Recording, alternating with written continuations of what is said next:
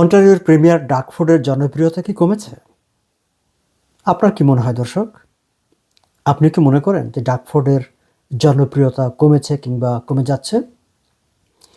আঙ্গাস rate নামে কানাডার অত্যন্ত প্রভাবশালী একটি জনমত জরিপ সংস্থা, তারা বলছে এই মুহূর্তে অন্টারিওর প্রিমিয়ার ডাকফোর্ডের অ্যাপ্রুভাল রেট হচ্ছে 21%। 21%, মানে 21%।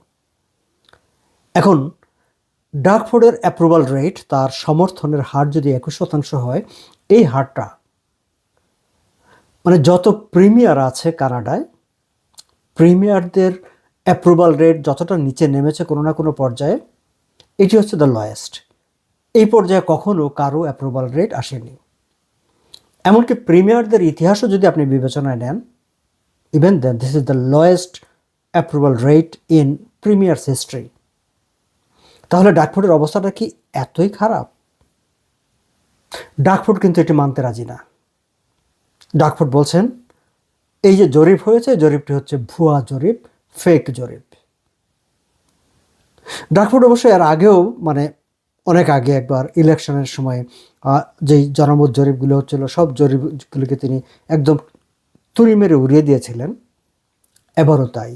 তিনি বলছেন এগুলো সবই ফেক বা ভুয়া জরিপ। তার ভাষ্য হচ্ছে যদি কাল নির্বাচন হয়, তাহলে conservative Ontario provincial conservative party বা পিসি, প্রগ্রেসিভ কনজারভেটিভ পার্টি, তারা 41% সমর্থন নিয়ে চতুর্থবারের মতো মেজরিটি গভর্নমেন্ট ফর্ম করবে। দর্শক, অন্টারিও পিসি মানে ডাকফোর্ডের নেতৃত্বাধীন সরকার, প্রভিন্সিয়াল সরকার, পরপর 3বার মেজরিটি নিয়ে সরকার গঠন করেছে। সো তিনি মনে করছেন যদি আগামীকালই ইলেকশনটা হয়, তাহলে আমি আবার 41% সমর্থন নিয়ে সরকার গঠন করব। তার এই কনফিডেন্সের পেছনে কি আছে? তিনি বলছেন যে আমরা প্রভিন্সের যে জনগণের জন্য কর্মসংস্থান করেছি, আমরা ট্যাক্স বাড়াই নাই, জনগণের পকেটে টাকা ঢুকিয়ে দিয়েছি, তাদের পকেট থেকে ট্যাক্সের নামে বা নানা কারোভাবে টাকা ওদের পকেট থেকে বের করে নিয়ে আসি নাই। কাজেই আমাদের সমর্থনটাই তো বেশি থাকবে, পাবলিক অন্টারিয়ানরা অন্টারিও পিসিকে আবার ক্ষমতায় বসাবে। জনমত জরিপ যারা করেছে, অ্যাঙ্গাস রেইড, তারা বলছে যে তারা আসলে পুরো কানাডায় যেমন 4076 জনের একটা স্যাম্পলকে ধরে তারা জরিপ করেছে, এবং সেই জরিপের মধ্যে অন্টারিওর 850 জন ছিল গত 7 থেকে 11 জুন, এই সময়টায় তারা এই জরিপটি পরিচালনা করেছে। এবং এ যাবৎকালে প্রিমিয়ার নিয়ে বা অন্টারিও প্রভিন্সের স্যাম্পল হিসাবে, জনমত জরিপের স্যাম্পল হিসাবে এই 850 জনের স্যাম্পলটি, এটা হচ্ছে লার্জেস্ট স্যাম্পল। এবং তাদের দাবি যে তাদের এই যে জনমত জরিপ তারা যেটি করেছে, সার্ভে করেছে, that is 100% fresh, pure and acceptable. যাই হোক, এখন যারা জনমত জরিপ করেছে তারা বলছে তাদেরটা সঠিক, আর ডাকফোর্ড বলছেন যে এটা ফেক, এটা ভুয়া। ডাকফোর্ড আরও একটা অভিযোগ করেছেন, তার ভাষ্য হচ্ছে এই যে জনমত জরিপটি করা হয়েছে সেটি পুরো অন্টারিওতে করা হয় নাই, বেছে বেছে নাকি এনডিপি সমর্থিত যেসব এলাকাগুলো আছে সেই এলাকাগুলোতে নাকি করা হয়েছে। কিন্তু অ্যাঙ্গাস রেড বলছে যে তারা না, across the country and across the Province wide range of sample নিয়ে তারা এই জনমত জরিপটি করেছেন।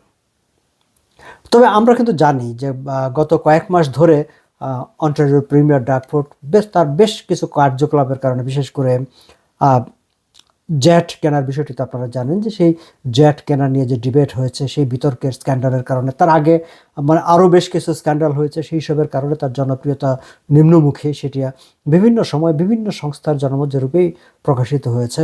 ওসাফ নিয়ে, ওসাফ কেটে দেওয়ার যে সিদ্ধান্তটি, সেটি অভিভাবকদের ক্ষুব্ধ করেছে, শিক্ষার্থীদের ক্ষুব্ধ করেছে, শিক্ষা প্রতিষ্ঠানগুলোতে শিক্ষকের হার ক্রমান্বয়ে ছাঁটাই করতে করতে শিক্ষা ব্যবস্থাটাকে সংকুচিত করে ফেলছেন।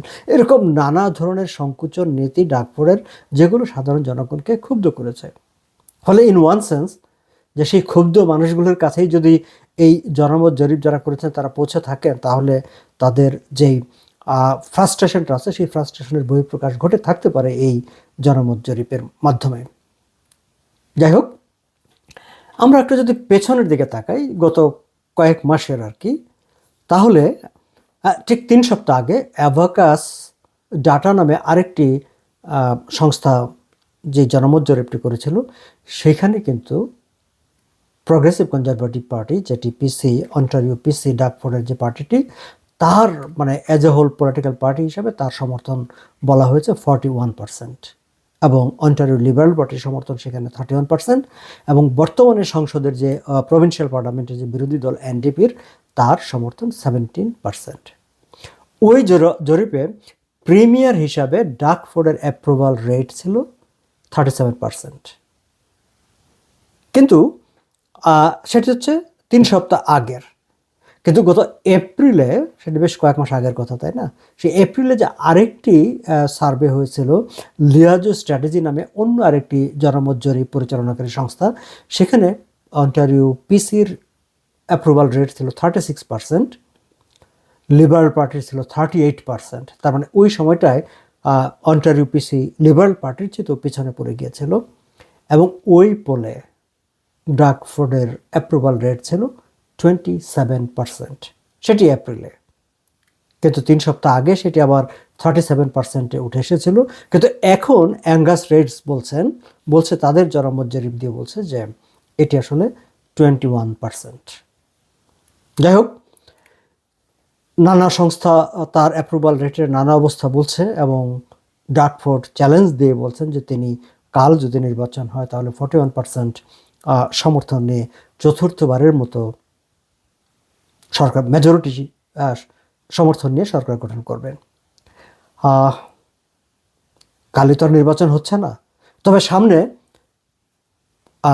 প্রভিন্সিয়াল পার্লামেন্টের স্কারবোরো সাউথ ওয়েস্টের বাই ইলেকশন আছে, যে বাই ইলেকশনটি এখনও অ্যানাউন্স হয়নি, কিন্তু 5 আগস্টের মধ্যে সেই অ্যানাউন্সমেন্টটা তারিখ ঘোষণা করতে হবে।